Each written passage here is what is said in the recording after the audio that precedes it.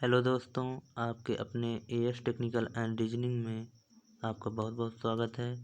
आज मैं टेक्निकल का वीडियो ट्रांसफार्मर से रिलेटेड भेज रहा हूँ। सबसे पहले हम पढ़ेंगे ट्रांसफार्मर है क्या। ट्रांसफार्मर का परिचय।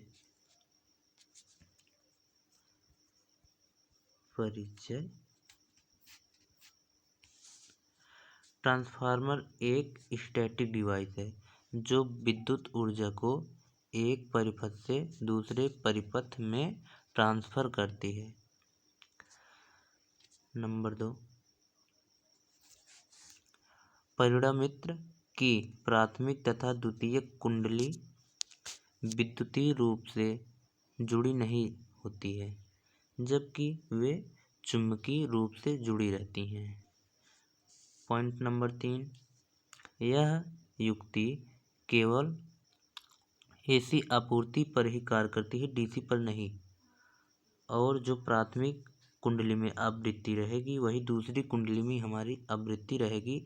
आवृत्ति को चेंज नहीं करता है, सिर्फ यह वोल्टेज को अप डाउन करता है। ओके फ्रेंड्स, आपको समझ में आ गया होगा।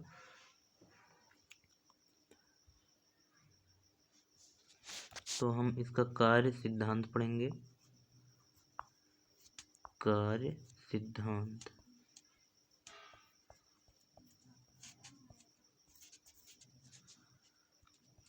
कार्य सिद्धांत। सबसे पहले हम एक ट्रांसफार्मर बना लेंगे।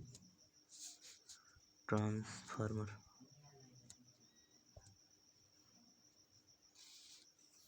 ये हमारा कोर हो गया और हम बाइंडिंग कर देंगे इस पे।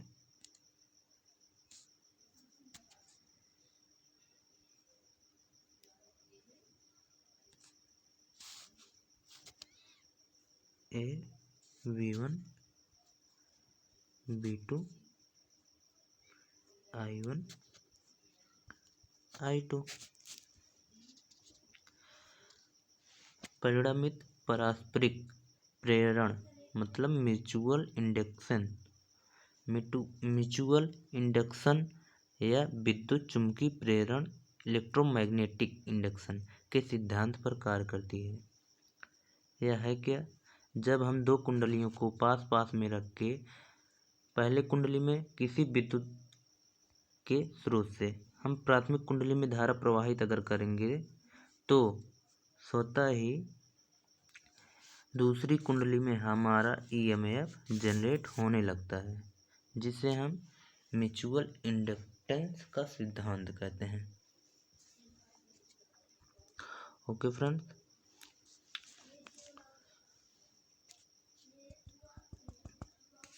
इसका पहले हम सभी ट्रांसफार्मर के बारे में पढ़ लेंगे। सभी ट्रांसफार्मर अगर हम बढ़िया से पढ़े रहेंगे तो आगे पढ़ने में हमें कोई परेशानी नहीं होगी। तो परिणामित्र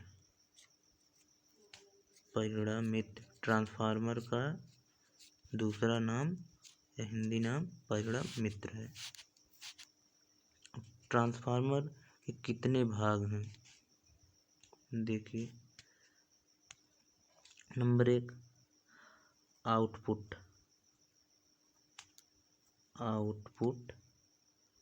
वोल्टता के आधार पर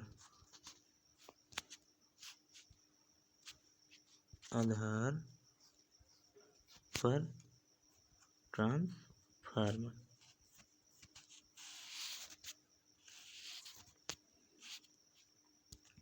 आउटपुट वोल्टता के आधार पर ट्रांसफार्मर।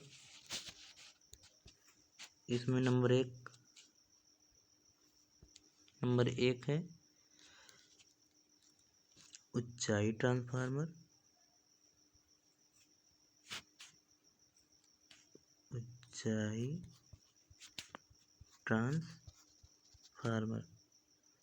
Number 2, अपचाई transformer. अब हमारा दूसरा नंबर,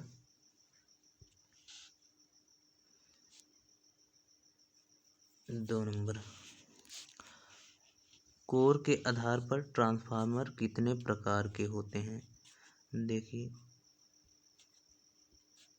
कोर के आधार पर ट्रांसफार्मर, कोर के आधार पर ट्रांसफार्मर,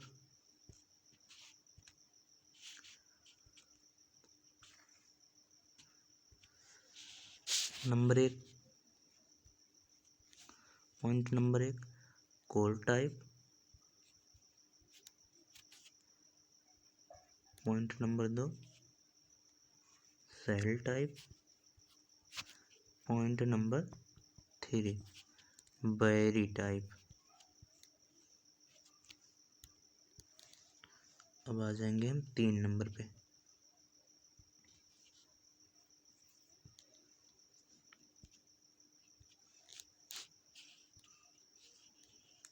फेजों की संख्या के आधार पर ट्रांसफार्मर, फेजों के संख्या के आधार पर ट्रांसफार्मर, फेजों के आधार पर ट्रांसफार्मर, सिंगल फेज और 3 फेज, फेजों के आधार पर ट्रांसफार्मर, सिंगल फेज और 3 फेज। नंबर 4, व्यापारिक आधार पर ट्रांसफार्मर, व्यापारिक आधार पर ट्रांसफार्मर, व्यापारिक आधार पर ट्रांसफार्मर। नंबर 21 में power transformer, power transformer. Number 2, वितरण ट्रांसफार्मर, वितरण ट्रांसफार्मर। नंबर 5 में हम देखेंगे, नंबर 5, शीतलन के आधार पर ट्रांसफार्मर, शीतलन के आधार पर ट्रांसफार्मर। ओके फ्रेंड्स, अब इसमें हम टॉपिक देखेंगे। नंबर 1, इसमें हमारा 4 पॉइंट बनेगा। नंबर 1, प्राकृतिक, प्राकृतिक रूप से शीतलन, प्राकृतिक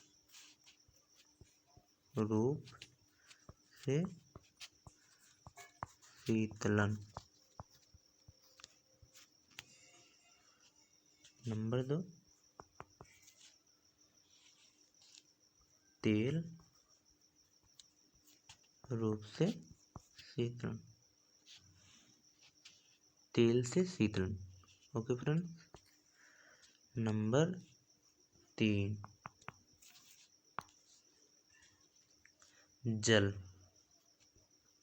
द्वारा शीतलन, तेल द्वारा शीतलन, जल द्वारा शीतलन। नंबर 4, वायुदाब, वायुदाब द्वारा शीतलन। ओके फ्रेंड्स, वायु द्वारा शीतलन।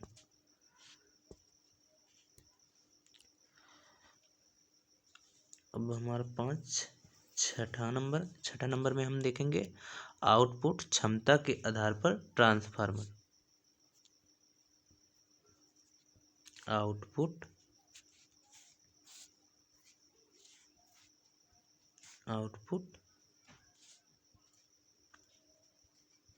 क्षमता के आधार पर ट्रांसफार्मर। आउटपुट क्षमता के आधार पर ट्रांसफार्मर। अब इसमें हम देखेंगे number 1,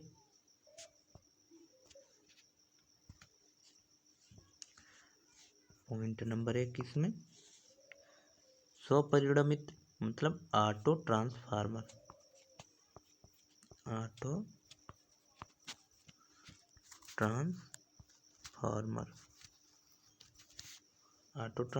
number 2,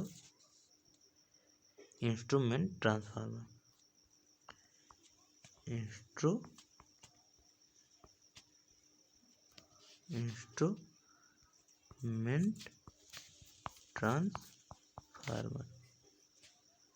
instrument transformer. Okay दोस्त, अब हमारे सभी ट्रांसफार्मरों के बारे में हम पढ़ लिए हैं अच्छी तरह से। अब हमें यह पता चल जाएगा कि कितने प्रकार के ट्रांसफार्मर होते हैं।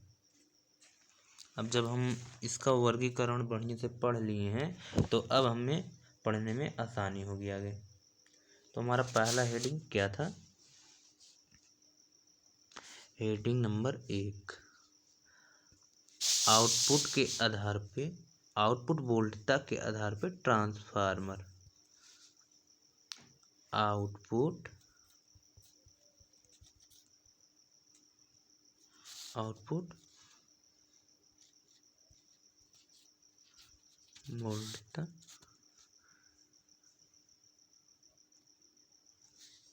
वोल्टता के आधार पर ट्रांसफार्मर। अब इसमें हम पढ़ेंगे आउटपुट वोल्टता के आधार पर ट्रांसफार्मर। आउटपुट वोल्टेज के आधार पे परिणामित मुख्यतः निम्न प्रकार के होते हैं। Number 1, step up transformer. इसमें हेडिंग था step up transformer. Step up